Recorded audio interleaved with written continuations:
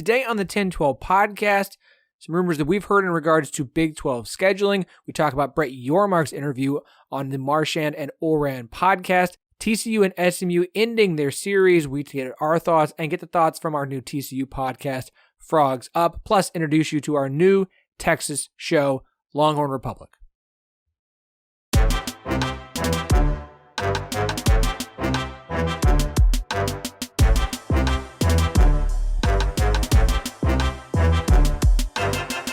Welcome to the 1012, the podcast that covers all 14 teams in the Big 12 Conference, plus Colorado, Arizona, Arizona State, and Utah.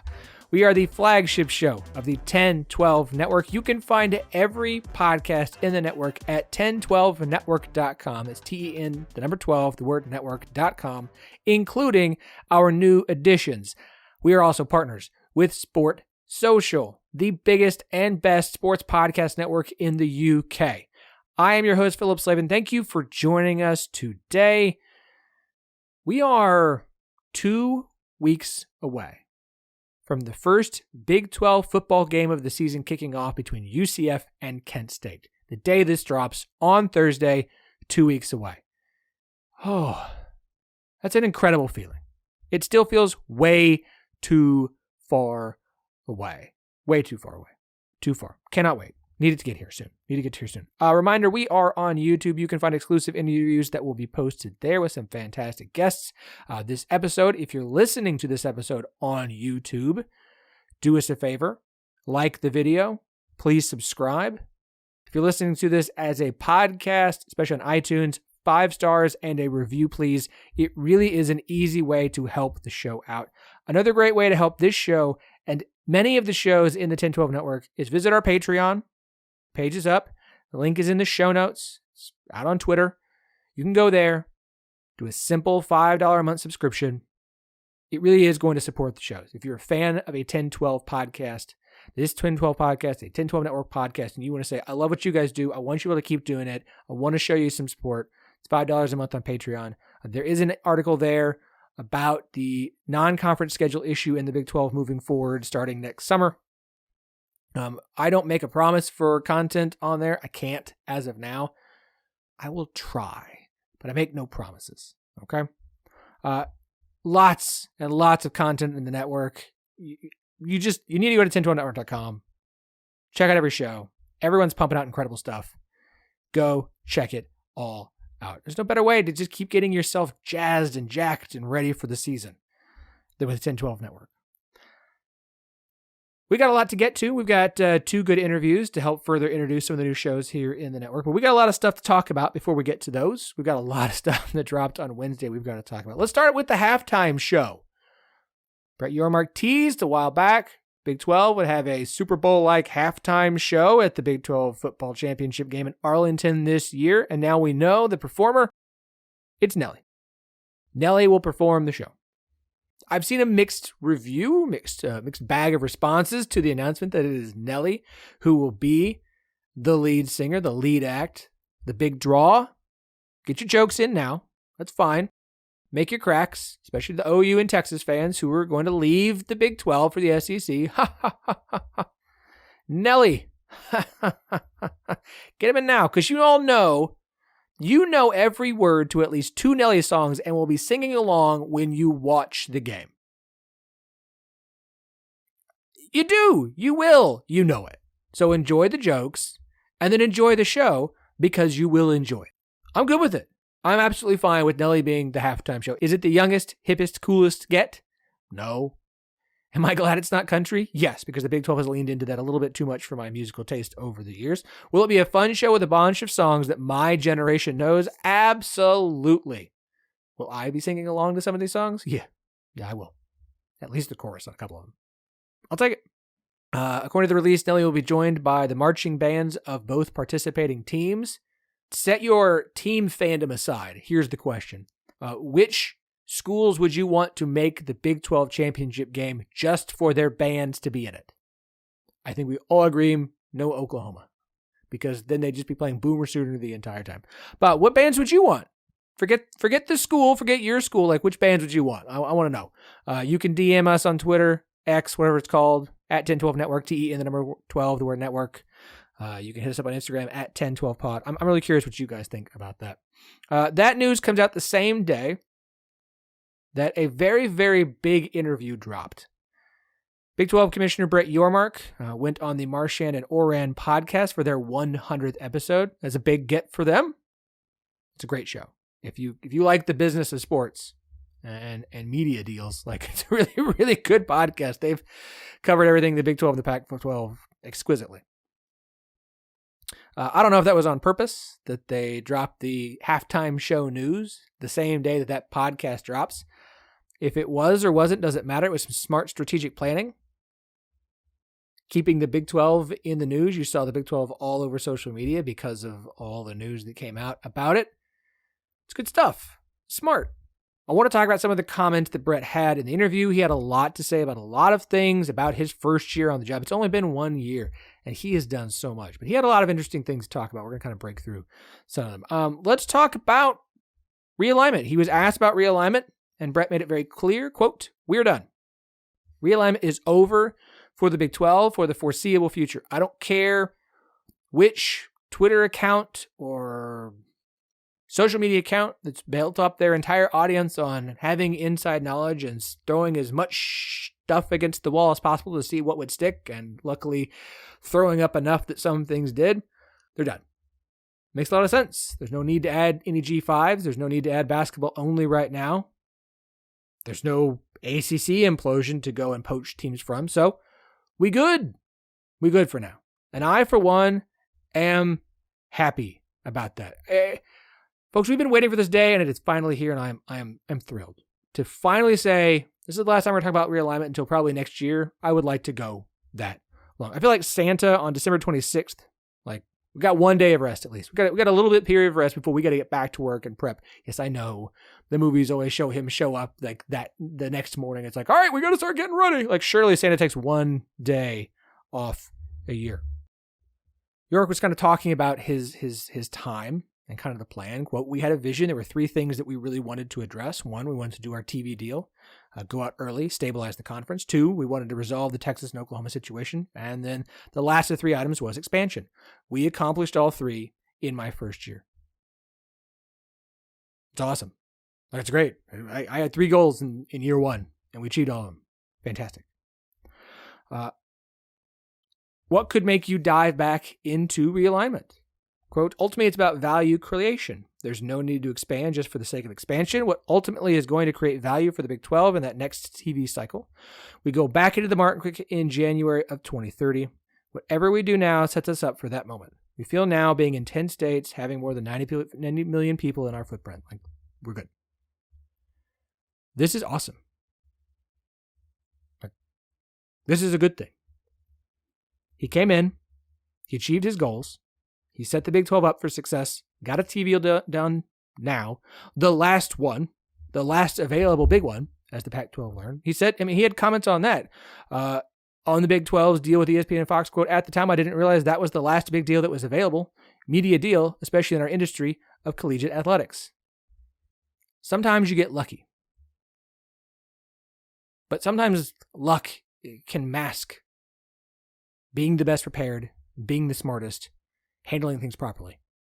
But there is an article about what happened with the Pac-12 in the LA Times, and I have read it, and it is staggering how much time George Kliavkoff spent trying to get the UC Board of Regents to deny UCLA's move to the Big Ten. I don't want to sit here and hammer on the Pac-12, but I am going to hammer on Kliavkoff for a second and just continue to point out the difference between Kliavkoff and Yormark. Yormark went out, said he was going to have Endeavor, got Endeavor in there, and Endeavor served him well. Kliavkoff brought in a buddy from college to help with that kind of stuff. It didn't go well. According to the article in the LA Times by J. Brady McCullough, Kliavkoff was deeply engaged with a small group of regents about the framework of a deal that would lead to the regents voting to block UCLA's move.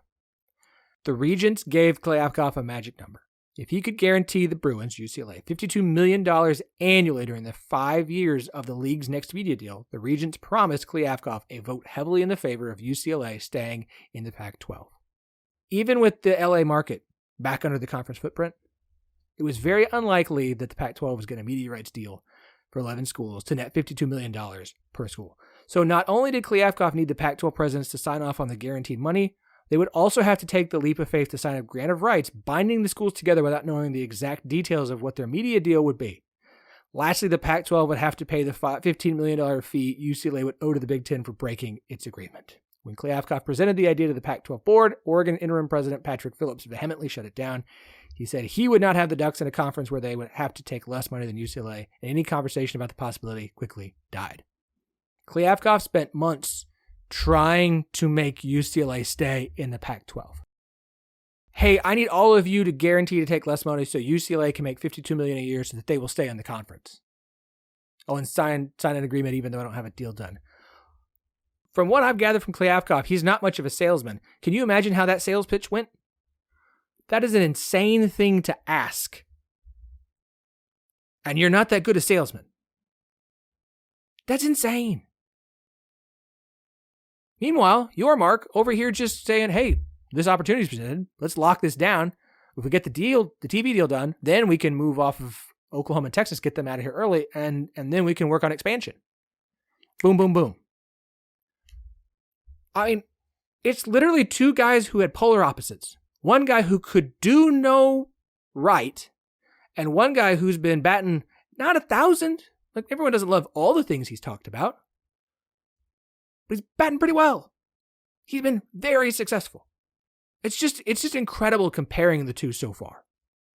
Yormark was asked about Gonzaga and UConn in the interview. Quote, I did have conversations with UConn Gonzaga, and unfortunately things didn't work out only because the dream scenario unfolded for us. The dream scenario, of course, being the four corner schools all agreeing to join the Big 12. Quote, those conversations are no longer. I'm a big admirer of those programs. They are fantastic for all the right reasons, but right now I'm focused on the transition of those four in, those being Colorado, Arizona, Arizona State, and Utah. And also, how do I leverage the fact that I'm now a 16-team league in 10 states with 90 million people in 4 different time zones? So that's my focus right now. It makes sense. He's not done. It's like, all right, we're good. We got our deal. OU and Texas are leaving. We finished expansion. Let's just focus on who's going to be halftime shows for a while. No, there's a lot of work to be done. A lot of work to be done. Part of it's putting yourself in a position to not lose footing the next time your TV rights come up for availability. You don't want to fall behind further. You want to keep pace, if not make up ground. You got to feel good about the future. You've got to feel good about the future. If you have not listened to the podcast, if you have not listened to the whole thing, go do so. It's really good. There's a ton of good information in there. It's a fantastic interview. Go check it out. I do want to talk about TCU is going to pause the series with SMU after the 2025 season. This year will be the 102nd Iron Skillet matchup. The schools are 35 miles apart and played each other since 1915. TCU leads the series 52-42 and 7. I hate this. For the TCU fans are like, why do some of you care when you haven't covered the game? Have I been to the game? No. Have I talked about the game before many times? Yes. It's a fun non-conference rivalry between two teams that are 35 miles apart.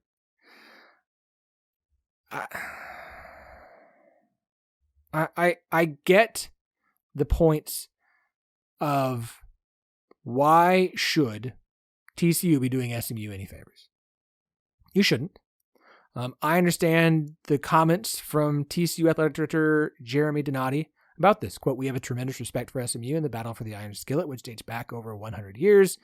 Playing more home games has been a priority for us and our fans and is most importantly in the best interest of the TCU football program. We look forward to annually having 7 home games and as many as 8 in certain years. As our future non-conference schedules evolve, we keep open the possibility of future games with the Mustangs. They don't want to play this game. Sonny Dykes doesn't want to play this game anymore. He got nasty since he joined TCU. It was pretty ugly last year. I'm sure it'll be ugly again this year. I understand. but I hate it. I don't have to like it. I can understand why. I don't have to like it. I don't like seeing rivalry games that have been played for 100 years stop being played. I understand you want to have more home games. Okay. It didn't matter till now. It's not like you have to travel that far. And frankly, there's no reason TCU shouldn't be able to turn games against SMU in Dallas into home games. But okay. I get it. That's fine. I hate it. We'll see if it gets picked back up at some point. Just another rivalry lost. It's not TCU's fault that this is happening to some extent. This is the way of college football now. But I don't have to like it. Speaking of scheduling, that is going to be a big thing to talk about. Everyone's drawing up their own maps and pods and things of that nature. Here's what I'm going to tell you that I have been told. There are some ADs in the conference who want divisions, and many who don't. There will not be pods. There are not going to be pods in the Big 12. You will either have divisions or you will have protected games, protected rivalries. I would expect it's going to be protected rivalries. I don't think we're going to go backwards. Sometimes zagging instead when everyone else is trying to zig is not the best move. There are some in the league who want to go back to an 8-game football schedule. I have a feeling that's going to be a hard sell to ESPN and Fox unless you're guaranteeing an extra Power 5 non-conference game. As I wrote for Patreon, there are a bunch of games that already have to be figured out in the non-conference for Arizona, Colorado, Houston, Kansas State, Utah, and BYU over the next 5 years. That's already going to be hard enough. There's not a lot of opportunities out there for marquee non-conference games. So you basically want to replace a Power 5 game, a Big 12 game, with an extra G5 opponent. Good luck with that. The goal in all of this, the priority in all of this, is to get as many teams in a 12-team playoff as possible. Whatever decision is made as far as how the Big 12 starts to schedule moving forward, it is about getting multiple teams into the 12-team playoff. That's the goal, and it should be, because there's no guarantee that we're going to have conference champs protected and get in. If you're the Big Ten and the SEC, you don't need that. You're not going to push for it. If you're the Big 12, you are going to push for it. You are going to vote for it, but you've got to put yourself in a position to have as many teams you're able to get in. You need 2 teams a year at a minimum, and you'd like to get more. So that's going to be the goal. Whatever they decide, that's going to be the goal. And hopefully we find out the resolution of this before the end of the year. I would expect we find out by the end of the year. I think the delay this last time because of Oklahoma and Texas. Not their fault so much, though Texas to some extent, but just in getting them out. I would expect we hear something by the end of the year for how at least next year goes, but I would expect a couple of years. That's all I got for right now. That was a lot. I know. I'm sorry. We had a lot to get to. Just like we got 2 great interviews coming up. I see no reason to not go ahead and hop on with our friends, Gerald and Kyle, the hosts of Longhorn Republic, who are now the new Texas podcast in the 1012 network, and Anthony and Russ, the hosts of our new TCU podcast, Frogs Up. So let's get to it. All right. So I may have had a little bit of pushback inside the network. And it's not because of the 2 gentlemen I'm about to introduce. It's mostly because why on God's earth, God's beautiful green earth, would I bring on a new Texas podcast when Texas will be leaving the Big 12 in 2024? This, of course, is a podcast network that covers the Big 12 conference, not the SEC, not the also-rans. I'm not going to add a podcast for Oklahoma. I'm just not. I'm not going to add one for Missouri or A&M. And it's not because there's not good OU podcast hosts. I'm just not going to do it. But, when you have friends who host a Texas podcast and an opportunity presents itself, sometimes it's about the people more than it is the school that they root for. I'm not going to hold that against them when I can bring on two good people. And look, you have Texas as the favorite in the Big 12 this year, so the opportunity to have a show to dunk on if and when Texas doesn't achieve those expectations, how can I ignore that? So joining the 1012, very excited to have them. They are the hosts of the Longhorn Republic podcast. That is Gerald, Goodridge, and Kyle Carpenter. Guys, welcome. You could call me Shoyden and my co-host Freuda. We are here to absorb all of your hatred. No, we're so excited to be here. Philip, one of our favorite people in the world. A lot of our friends here already in the 1012. This is a thrill. And this is something, my wife is a big romance novel reader, and this is like the second chance romance of a podcast network, right? There have been flirting, there's been like some looks across the room, the stars never aligned, and then we're finally here, right? We finally wore you down. We finally, like, you're slumping it up a little bit to bring us on. We really appreciate it. A bit like the smash hit A Walk to Remember. There may be a certain death at the end of this, but the romance, we're going to cry along the way. It's going to be beautiful. Inevitable death at the end of the movie teen romances. They never get old. They never grow old either. Look, no, the joke of like this has been a back and forth for some time is true. Like when we started the network, you guys are one of the shows that I originally approached to be a Texas podcast, and at the time, part of SB Nation and Vox, and then Vox said, "Hey, we've been slowly tearing SB Nation down and making it a worse and worse product. Correct. Let's get rid of podcasts because nobody likes those." And so suddenly, out there on the open free market, is sitting a very good Texas podcast who is probably I'm gonna say this. I think the least trolly Texas podcast that exists. And it's, I mean, that's not setting the bar very high, Sure. but The bar is in hell. But look, I think you guys do a good job. I think you show the rest of the conference a decent amount of respect. In fact, more respect than I think a lot of individuals who cover Texas do.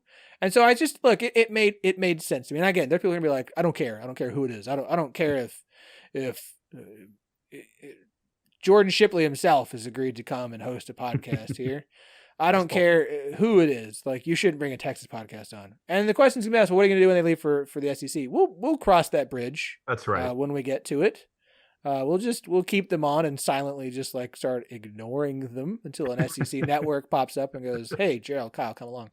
Like every good marriage, right? You just let things fizzle out and see where it goes. Right. Yeah. Right. Yeah. Just ignore any of the glaring problems and let's just, let's really enjoy the ride. Let's drive fast and there will never be a cliff and we'll never run out of gas. Let's just enjoy the MPHs. We keep talking about teen romances, I mean, come on, folks. Like, what are long-term plans? We don't need those. We don't need to plan any of that. We're just going to worry about the here and the now and be in it. Yes. It's graduation night and we can't hardly wait to get this thing moving.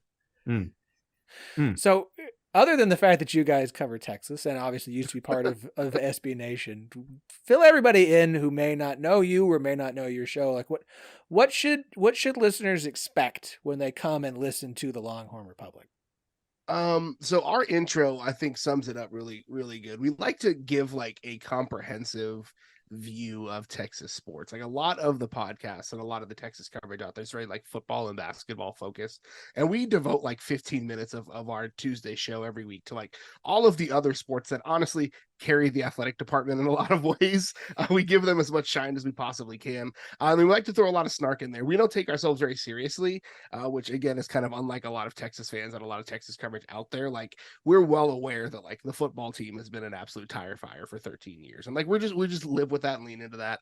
Kyle and I have been friends for a long time. And I think that's the thing that we try to bring is like Kyle and I have known each other for pushing like 20 years now. So that's what shines through, I think.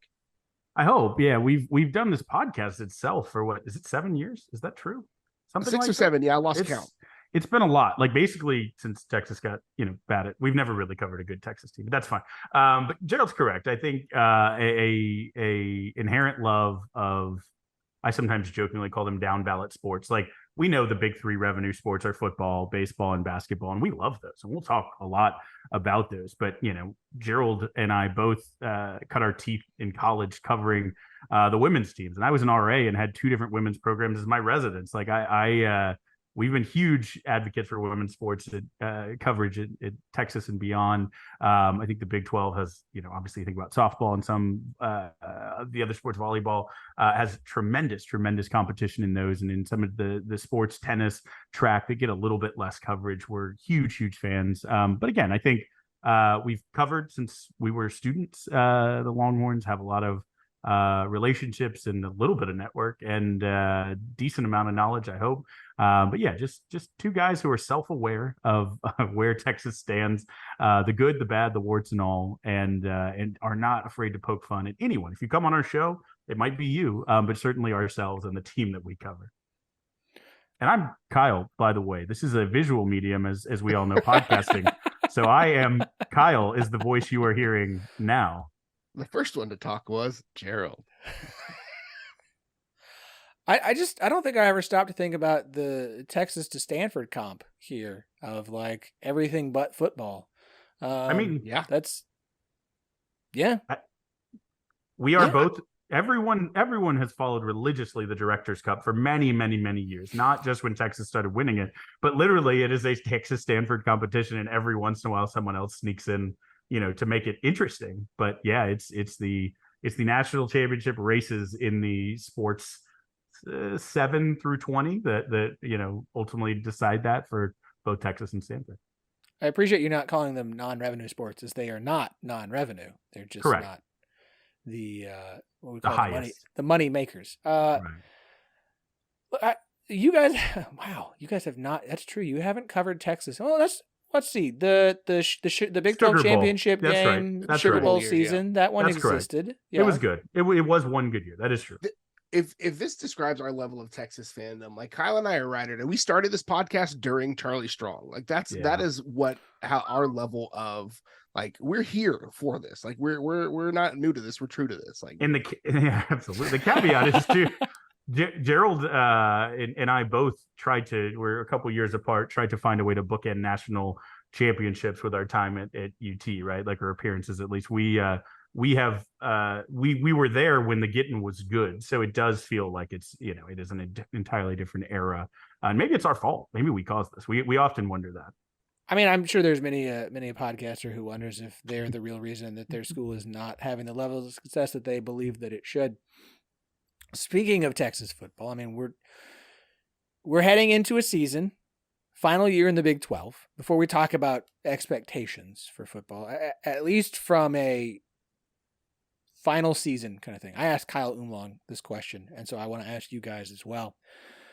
Like, how do you? I set the excitement about the SEC aside. I don't hold against any Texas fan who's excited to be joining the SEC, but last year in the Big 12, last year against teams you've been facing on a regular basis since the mid 90s. Like, how do you feel about this season? Like, is there some, like, is it just, we can't wait to get out of here? Or is there a certain amount of, like, this is like a goodbye, a farewell tour. This is the last one before we hang it up in this conference. How are you guys feeling about this year? What's the opposite of whatever Kobe Bryant's farewell tour, like where everybody was like celebrating, we love Kobe? Like, I feel like that's the opposite of what Texas fans are going to experience in this. But the opposite of that may have been the Tim Duncan farewell tour, where no one knew it, and he's like, by the way, I'm retiring. And I don't think it's either of those. We won't get love and adulation, and it won't be a surprise. We all know it's coming. It is really like the chance to be like, the NWO is the perfect wrestling faction because they leaned in so hard to being the bad guys that they stopped being the bad guys. So maybe that's us. Maybe we can stop being the bad guys. But there will be hate, and that is fair. But there will be a little sadness, Philip. I think, honestly, right? Like, my wife went to Baylor. So Baylor, to me, I think that's UT's second most played opponent, right? It's not just since the 90s. We've been playing them since the turn of the century.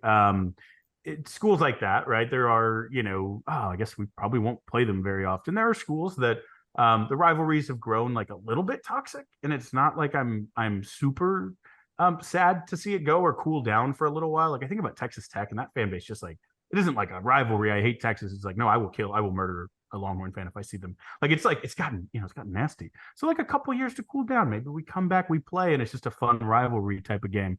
Some of those at Kansas State, I've never, shied away from. I hate how much they beat us for when I was in school and we used to, not lose often. So like that feels like a rivalry to me, and it's a good one. It's a good natured, fun one. I'll miss playing them. They're just the, everything opposite of Texas and resources wise, and always managed to be right there. Like Oklahoma State has been some wild games over the years that have just been some of the most memorable sporting activities that I've been a part of. And so it is sad to think that those won't be gone. Obviously, you replace it with something new. If football just ended, it would be much sadder that we didn't. But I hope that some of these turn into out of conference, opponents every couple years, because it'll be fun to rekindle, I think. Yeah, I think of it a lot like the Arkansas game that Texas played non-con a couple of years ago, where it's like you dust off the hate, like you put it on a shelf in a little bit, and then it's the weekend, you're like, oh yeah, I loathe these bucktooth hillbillies, or whatever you want to call it, right? Much love to Arkansas.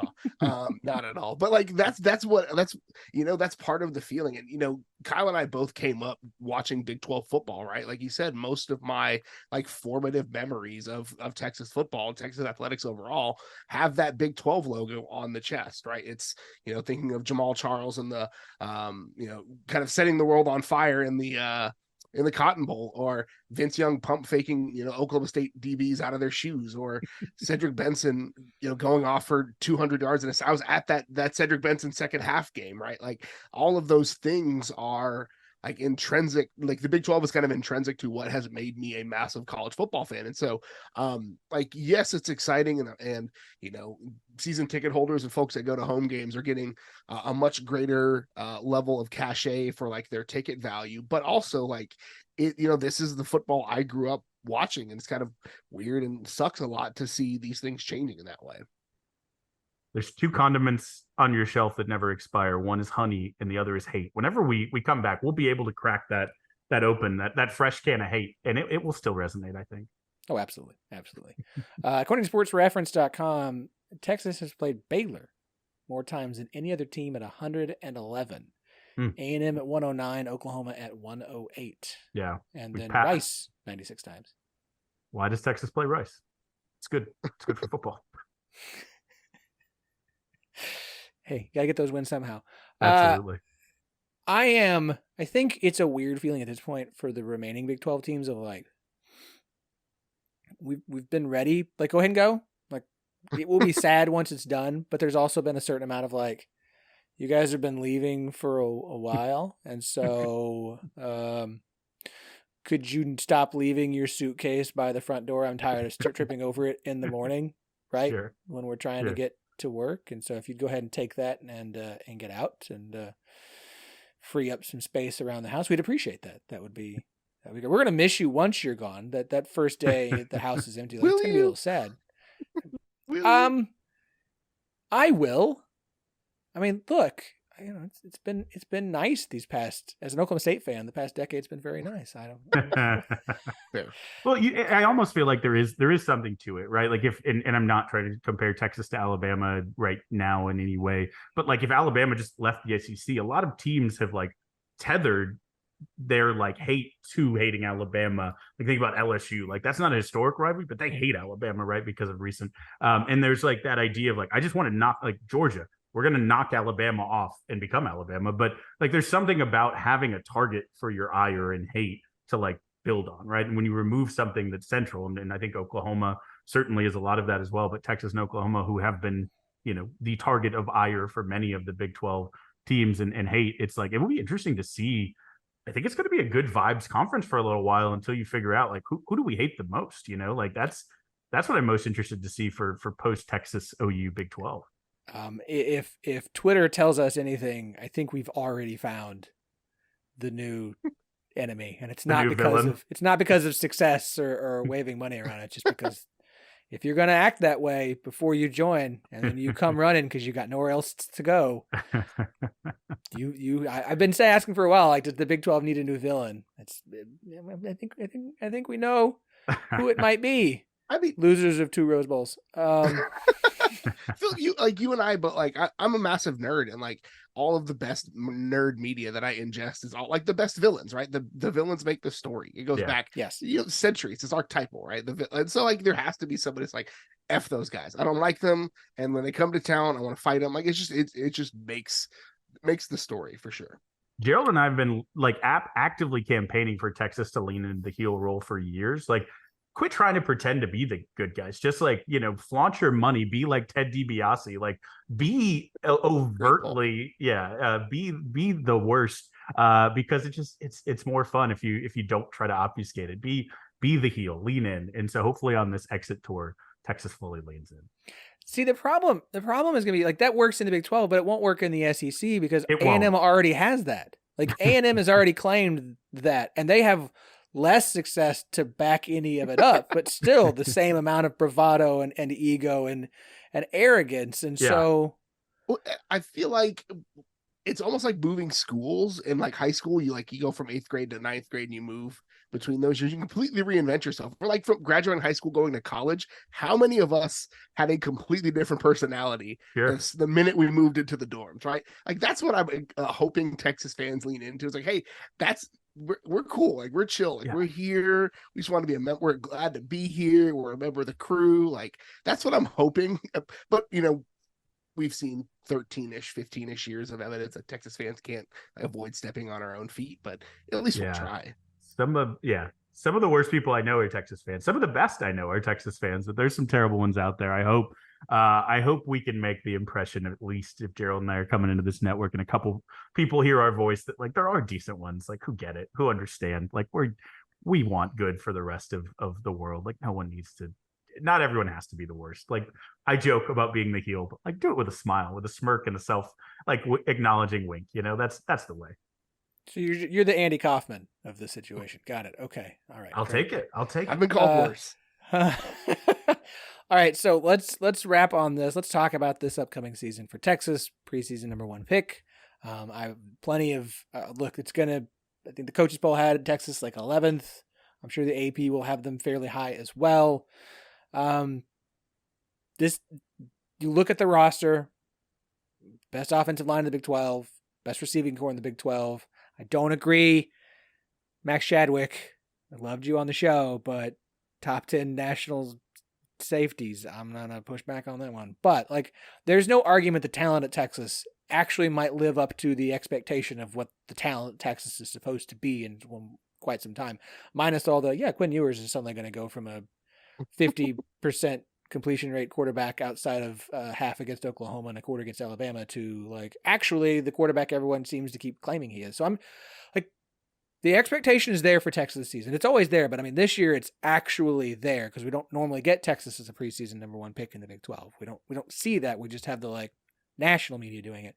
Mm-hmm. I mean, how are we feeling about Texas this year? Like, how are you guys feeling about Texas this year and the expectations that are actually realistically posted and shown for them? I think it's a year where like you can. There's like a caveat here. There's a big caveat here, right? I think the expectation for Texas is making an appearance in Arlington, if not winning the whole thing. Like, that's the expectation for a lot of folks. I also think 2 conference losses could put you there this year in the Big 12, just because it's going to be such a weird year. Like any year in the Big 12, really, you can go, whatever 8-2 or whatever it is, not 7-2 in the conference, and still make it to the Big 12 championship game. So I think there's going to be this weird moment where Texas fans are talking out of both sides of their mouth. We're like, oh, that Texas should have won all 12 games, or whatever.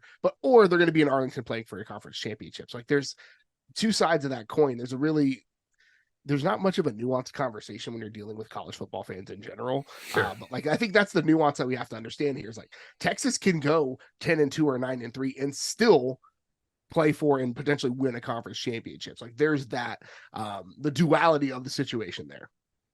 Yeah. And I think, Texas has not been untalented before or for a long time, right? Like people will point to recruiting classes. I think there's a couple of things, right? Sark, the attrition rate has been phenomenally different than it has been in past years. So these big classes they get that for whatever reason, sometimes, freak events of injuries and ending football careers, but also like, transferring out and just not matriculating, like that has changed. So a lot of the talent that's been recruited is there. And also the way he's, accumulated talent. He came in immediately identified, like we're like stacked where, it's like the guy who just forgets leg day, right? Like my biceps are huge, but like Stark has very much just flushed out the body of the Texas hypothetical, athlete that I have created here. Like the lines, right? He's focused on getting the lines. You mentioned it, Philip. I think the reason that this team legitimately has a shot to be good this year and has the expectation to be in the championship this year is because of the lines on both sides, but especially the offensive line. The reason that, the expectation that Texas is going to instantly go to the SEC and get knocked here, well, I don't know. Like if the lines are playing, up to where they are, then I think they're ready for this year and the future, because that's NFL style, right? That's where games are won. And so I think, you can quibble with different things. Like I think Jalen Catalon transferring, if he stays healthy, that's the reason you get that prediction that you get about Texas's defensive secondary. I think he legitimately, when he went to Arkansas, Gerald and I were both so incredibly upset because we thought he was the best safety in the country then as a recruit. Even when he went to Arkansas, he proved it his freshman year. His unbelievable injuries have derailed him from being that player. If he can be that player, good Lord. You have Jalen Ford, right, who we both think was robbed of the defensive player of the year last year, should be the prohibitive favorite for the best defensive player in the conference this year at the linebacker group, where Texas just hasn't had talent like that, who produced like that at the linebacker position in a long time, right? If their defensive line can step up and play up to the level, then there's not really a hole on this team. Again, you say Quinn Ewers, but I don't know a quarterback in the history of college football, but certainly at UT and certainly in Sark's system that doesn't take that second year step up. Doesn't have to be perfect, but can he just be very good, right? Can he be a portion of what we expect his trajectory to look at with his natural talent? So a lot of those things, and you mentioned, offensive line, receiver, some of the secondary positions, linebacker, like they're just strong in areas that winning football teams are strong in. And so it's a top 15 team. Like you're just looking at that. Does a top 15 team equate to being, outright can't touch them Big 12 champion this year? I don't know. We'll see. Can they jump all the way up inside the top 10? Sure. They play well and things break their way. There's no unserious team in the Big 12. A lot of conferences have a lot of teams that are just like, oh, you have Vanderbilt this year, or just like teams that Boston College, like, what are you doing? Are you spending? Like, what is your trajectory philosophy?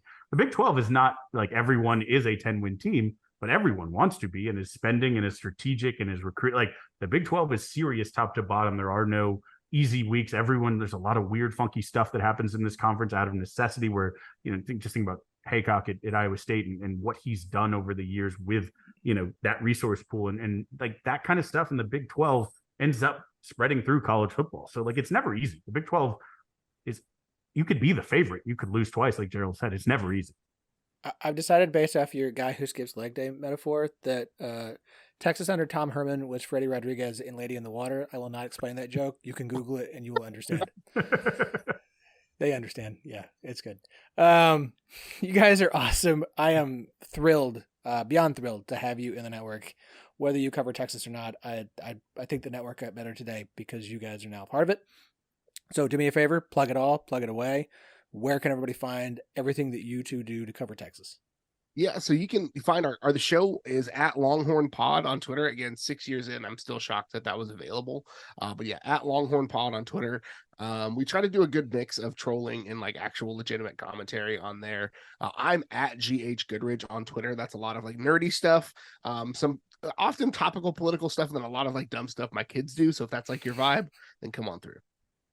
You can follow me at Kyle Carpenter on Twitter. I also have my defunct SB Nation from Barking Carnival, the other site, Texas Pregamer account has lived on. It only exists, and occasionally some of the things that, because Gerald and I are also a family-friendly podcast, some of the things that I can't tweet from our shared podcasts will find their way to Texas Pregamer, which you can follow at the Texas Pregamer. I didn't know that was you. Okay. Oh, now I do. Good to know. Good to know. That one stays behind. Kyle, Gerald, welcome, guys. Thrilled to have you. Looking forward to it, man. Glad to be here.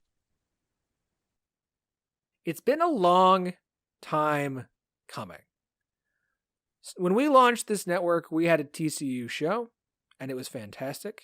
And Melissa and Colin were great, and they went their separate ways and went on to other things. And we missed them both dearly. And since then, we have been without a TCU podcast for a while. It really stunk to not have a show for TCU during last season, given everything that was going on with TCU, both in football and frankly in basketball as well. So it really puts a smile on my face to finally say for TCU fans that the wait is over.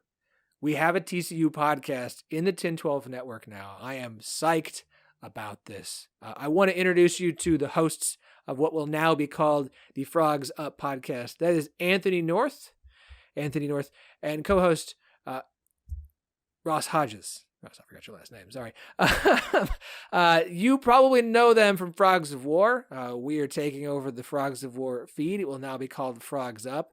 Russ, Anthony, welcome to the 1012, guys. Yeah, Philip, thanks for having us. We're excited to continue talking about TCU athletics, continuing to talk together. And it certainly was a very magical year across the entire TCU landscape last year, and looking forward to the big things ahead and the new Big 12 this season and whatever's ahead in the future of the Big 12. So lots of exciting things happening for TCU, and looking forward to joining up with your network and all of the great podcasts across the Big 12 conference and everything ahead for the sports calendar. Yeah, super thankful for the opportunity. And Anthony and I have been doing the podcast together for about a year now. We had a little bit of a break toward the end of the summertime with things slowing down athletics-wise. An unbelievable year for TCU sports, starting with football and going all the way through to the College World Series. So we had a lot of fun on the podcast every week talking about everything TCU, whether it's football, basketball, baseball, some of the other sports that don't get as much love, the men's tennis team, beach volleyball team, soccer team, indoor volleyball, rifle, equestrian. They all had fantastic seasons. And I think that's what we enjoy the most, is just sharing our passion for TCU sports and doing our best to cover everything that's going on, because, you know, as much attention as the big sports get, like football, basketball, baseball, there are a lot of things going on that many people don't know about. So we enjoy sharing that as well. And again, really thankful for the opportunity to work with the 1012 network. And we're excited to get this new podcast off the ground. It's been a process to get everything put together and put in place, but I think we're really happy with the finished product that we have. And first episode is going to be recording this weekend. So really excited to get things going here. Look, it's been a long wait. I think it's going to be worth the wait. I mean, people know the names Frogs of War. I mean, some fantastic people have come through there. Obviously, Melissa Treebwasser, Jamie Plunkett, Parker Fleming. And I think you guys have, just from that website specifically, really kept that banner flying high and kept up the level of quality of content that's being produced there. And now to have you guys coming into the fold in the 1012 network to represent TCU for us. I mean, I think it just keeps that Frogs of War legacy going. Obviously the show will now be called Frogs Up. So like I said, if you're a TCU fan who's subscribed to the Frogs of War podcast, you're just going to suddenly see Frogs Up show up in your feed when the first episode drops. Something I'm excited for.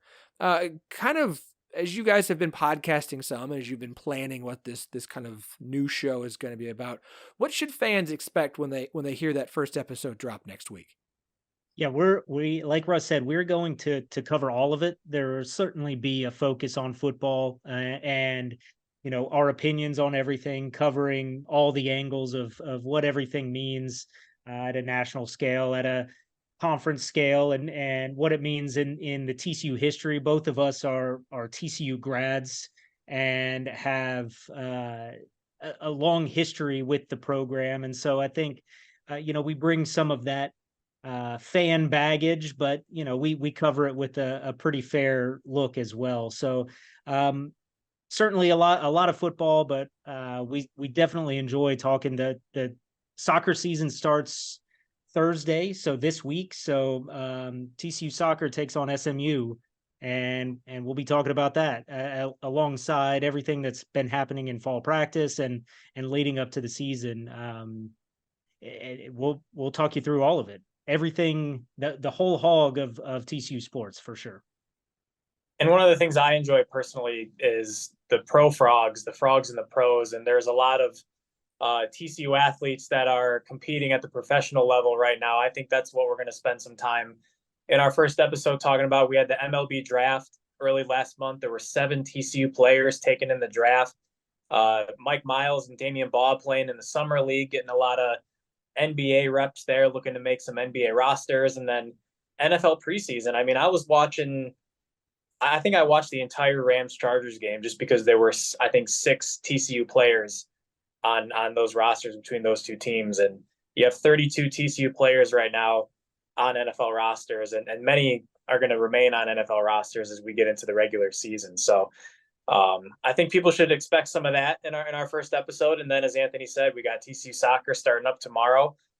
Football is getting to the end of fall camp here, and volleyball is going to be right around the corner too. So our episodes, for those who have been listening, they typically go anywhere from 45 minutes to an hour 15, maybe an hour 30 if we're getting extra excited. So there's always something to discuss and hot topics to talk about. So expect an action-packed first episode for sure. I appreciate that you guys take on the whole frog. Obviously, TCU soccer is a ton of fun. Been a real contender in the Big 12 season, like you said, getting underway. Very exciting. Picked second in the preseason. BYU number 1. This should be a great year. You have equestrian has had a good year. Triathlon is now officially in their first year at TCU competing. Had an interview with the head coach last year. Very excited about that. I think that's a lot of fun. Football gets underway. There's a lot to be excited about. I do want your thoughts. TCU coming off an incredible season. I don't think any TCU fan that I've seen lenses are so purple that they expect a repeat of last year in football. But I mean, how do you guys feel about this season coming up? Kind of what should expectations for TCU be in 2023? I'll say I think confidence is really high. This team, seeing what it took to have that success last season, now can kind of see the path and see the way to bring that work ethic forward. I think brought in a lot of really strong transfers to fill a lot of the holes that were left through now in the NFL, like Russ was saying. So I got a chance to go out to the first week of fall camp, and there's a lot of really big strength to this team that you don't see a lot of drop off pretty well across the board. I think it will, as it always does, it'll hinge on the success of quarterback and Chandler Morris going into this season again as the likely QB1, and hopefully he's able to stay healthy. But around him, just weapons abound at receiver, at tight end, at running back, and the defense is going to be, I think, will be much stronger than last season, actually. Even despite losing Thorpe Award winner Travius Hodges Tomlinson, draft picks, D winners, and Dylan Horton. So I think that those holes have been filled and that the defense will be really strong. I think it took a lot of luck last season for some of those games and a lot of those one-score games, but I think the talent that TCU brings in this season will be really strong, and Frog fans should expect a really fun season, if maybe not a run to the national championship game.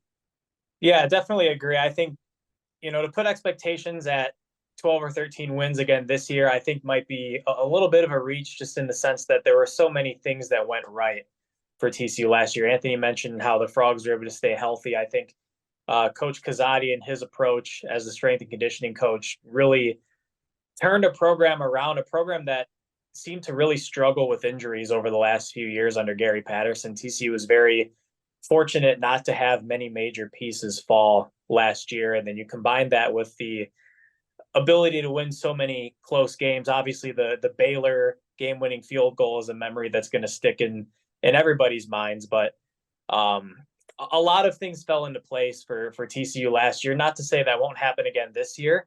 I think the depth is something that's certainly going to be a strength of this team.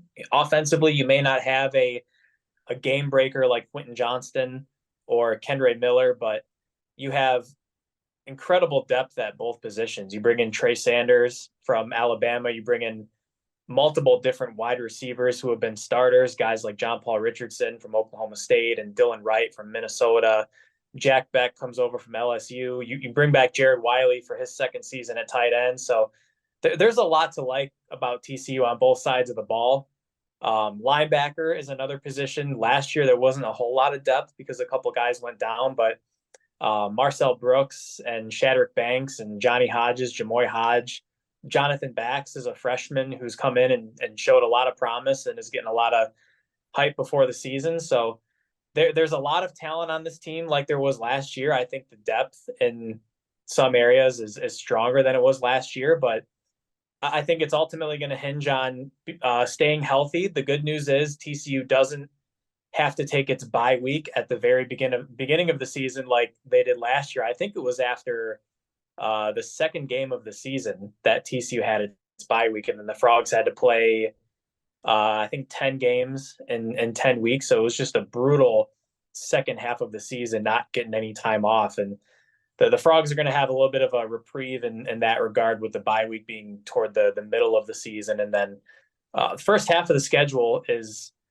pretty favorable, I would say, when you look at the teams that are there and some of the expectations. But at the end of the day, the team has to perform. And we'll talk about it on the podcast, I'm sure, at some point. But the quarterback position, there's a little bit of a concern there as far as depth goes. But Chandler Morris has shown that he can play at a very high level. You just look at what he did in the Baylor game in 2021 and what he was able to do in camp last year, winning the job from Max Duggan and then coming in as what appears to be the clear-cut starter for 2023. So a lot to be excited about, and really, really excited to get this season underway here shortly. Timely for us to be talking, as the news that came out Wednesday is that after the TCU and SMU play in 2025, the Iron Skillet will be taking a hiatus for a while. Oh my gosh, the athletic director, whose name completely just escaped my mind for some reason, had put out a release and stated basically like TCU wants to be playing 7 home games on a regular basis, 8 in some years. Obviously, the fact that part of the reason TCU's had these bye weeks early is because this SMU series is often played in week 4, leaving them with a week 3 hole.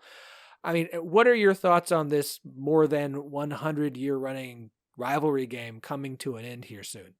Yeah, for me, I think it's the thing that had to happen going forward. I think poor SMU has had a tough year plus, where their head coach gets poached by their arch rival across town, and that arch rival goes on to make the national championship game, and then they're flirting with various other Power 5 conferences and unable to find a new home as yet. Of course, that could change any moment. We have seen that conference realignment, and then to kind of have this news formally made clear that TCU would not be going forward beyond the 2025 season. I think the writing was on the wall a little bit there. SMU has tried to kind of throw money here at the last minute at the problems that have probably plagued them for a decade or so. Of their facilities are behind the times there, and their program just is not set up for that level of being at a Power 5 level. And so I think they certainly have the money and the capability to get there. It's just not there today. And so I think that for TCU in the new college football landscape, in the 12-team playoff era, and where 1 loss, 2 loss maybe doesn't hurt you in the same way that it does today in a 4-team playoff era, if you are able to replace that game against a G5 opponent with a high level major program, that really boosts your strength of schedule opportunity and gets you warmed up for conference play in a better way than perhaps playing SMU does. So maybe it's an indication that the new Big 12 going forward will have 10 conference games, and that's just one non-conference game that TCU isn't able to schedule going forward. Maybe it's that. But I think it's a clear indication that TCU is ready to move on to placing the relationship between TCU and SMU as if that is going to continue, it will not be in a home and home type situation. I do think the programs will play each other in the future. This is not going to be the end. The 2025 will not be the last time the programs ever play, but it may be the last time for this back and forth every season. It must be on the schedule type relationship, where maybe it's a 2-for-1. You come to Fort Worth twice for once in Dallas. Or it's just a rotation of various teams who fill that home slot the same way like an FCS game does today, where TCU rotates various FCS teams, local or beyond, that fill that home Amon G. Carter Stadium game, and maybe it's SMU one year, then it's North Texas one year, then it's UTSA one year, then it's UTEP one year. Maybe you get a little more rotation, a little bit more variety in those opponents coming in, and you're not needing to take that G5 pay game in Dallas. Yeah, I think some longtime fans of college football will say that it's a loss for the sport, and that you see all across the nation the regional rivalry type games are going away. I mean, you look at what is happening in the Pac-12 right now with Oregon and Washington leaving for the Big Ten. That's two rivalry games right there that are going to be going away. Texas and Oklahoma leaving for the SEC. That's the Bedlam game going away. Now you have another rivalry game here with the Frogs and the Ponies going away. But I think the people who seem to really care about this the most are maybe those longtime Horned Frog Mustang fans who have been watching these two teams go at it since, maybe the 90s or even the 80s. And just looking at some of these recent results, I mean, TCU is 18-4 against SMU since 1999. It's not really a rivalry anymore from a competitive standpoint. And I understand that SMU had its share of dominance during the rivalry as well. This is a rivalry that goes all the way back to 1915, and the all-time series I think is 52-42 with 7 ties back when ties were more common in football. But I think for me, we had talked about it a few times on the podcast last year, and I think my views honestly changed as the year progressed, because I think early in the season I was for keeping the game. I think the game is enjoyable. It's fun to watch. It's always fun to talk a little bit of smack. But as the year progressed and the expectations started to grow for TCU, and TCU started to get on a national platform as far as competing for a spot in the college football playoff, as you get closer and closer to the top of college football, everything becomes so much more scrutinized. And the games that you played in September are even more magnified at the end of the season when you're trying to get one of those top 4 spots, and everyone's looking for a reason to doubt you or prove you wrong. And I think by the time we got to the end of the season and TCU was jockeying for one of those 4 spots, I look back and I just thought the game really doesn't do much for TCU anymore. I think for SMU, it does a whole lot, because if you're SMU being a G5 school and you're able to knock off a Power 5, particularly on the road, as SMU did fairly recently, it carries a whole lot of weight as you go through the remainder of the season. Whereas if you're TCU, the expectation, at least for me, almost seems to be like that's a game you should win. And so if you do win it, is that going to add a trophy to your mantle of any sorts? I mean, physically, maybe it might in the actual iron skillet for those players, but for us as fans watching and, weighing what team is better than what other team, the game, I just don't think it really does much for TCU anymore. And I would really enjoy the prospect of removing SMU and getting some other competitive Power 5 non-conference game on there. I know that TCU has multiple sets coming up with Stanford in 2024 and 2027, North Carolina 2025 and 26, Duke in 2028 and 29.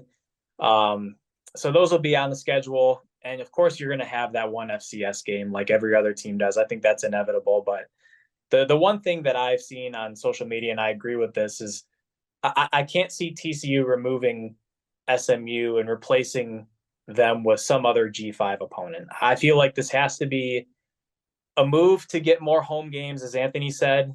And I know Jeremiah Donati, the athletic director, has reportedly said this, according to Stephen Johnson of Star Telegram. So if that's another reason, I understand that too. But I also think that if you can add another Power 5 opponent to your schedule, or even, as Anthony said, a 10th conference game, your strength of schedule is going to get a big boost. And as we know, the way the college football playoff is trending, we know it's going to go from 4 teams to 12 teams. And with the Pac-12 becoming the Pac-4, who knows what's going to happen there? Are they going to merge with the American? Are they going to merge with the Mountain West? I don't know. But it's clearly being set up to have at least one team from each of the 4 power conferences remaining to get into that playoff, and then maybe a second team as an at-large. So I think you're going to see, unfortunately, you're going to see more and more of this in the near future, these regional rivalry type games going away, and what I guess people might call the corporatization of college football and college sports, where it becomes a little more about money and TV ratings and less about the regional aspects of everything. And it is unfortunate, but I think it's just the business climate that we're in and where college athletics is at. So I'm not going to miss playing SMU a whole lot. I'll be honest. I think for us younger TCU folk, the rivalries with Baylor and with Texas Tech, even with the Longhorns, carry far more weight than the rivalry with SMU does. So the rivalries with Utah and BYU coming back into the Big 12 after having pretty intense rivalries during the Mountain West years, I think carry more weight, at least with me from my particular time at TCU, carry far more weight than an SMU rivalry. Yeah, Anthony was still at TCU when the Frogs were in the Mountain West. I started at TCU in 2012, so I am a Big 12 TCU guy only. My history does not go too far past 2012, unfortunately. But it's just to wrap it up. It's unfortunate for some longtime fans, but I think it's something that was inevitable. As Anthony said, the writing was on the wall, and I think most Horned Frog fans are ready to move on and get some fresh opponents on the schedule. Anthony, Russ, I just want to say it is an absolute pleasure to have you guys join the Ten12 network. I believe that TCU fans are now finally going to be well served here in the network by having you guys as part of it. The Frogs Up podcast will start launching out next week. In the meantime, Anthony, Russ, please plug away. Where can everybody check out the work that you guys do covering the TCU Horned Frogs? Yeah, you can always read us online at frogsawar.com. Follow us on Twitter, our personal Twitters, but you can see our kind of business Twitter. Our TCU Twitter is at frogsawar, where we will continue to publish all of our written work will show up there. So you'll get to see all of our regular coverage there and get to hear us here on the 1012 network in the audio form. And we'll probably be posting our podcast to YouTube as well. You can find us there. We'll plug all of that once we start pushing these podcasts to your ears. Yeah, follow us on social media. We've really been trying to increase our social media following and increase our web traffic over the last several months. And we've brought on a few more contributors during the summer period. And I'd be remiss if I didn't give a shout out to the staff that we've put together at Frogs of War with guys like Drew Carlton and Austin McGee, Ali Jawad, Miles Perry, Matthew Scroy.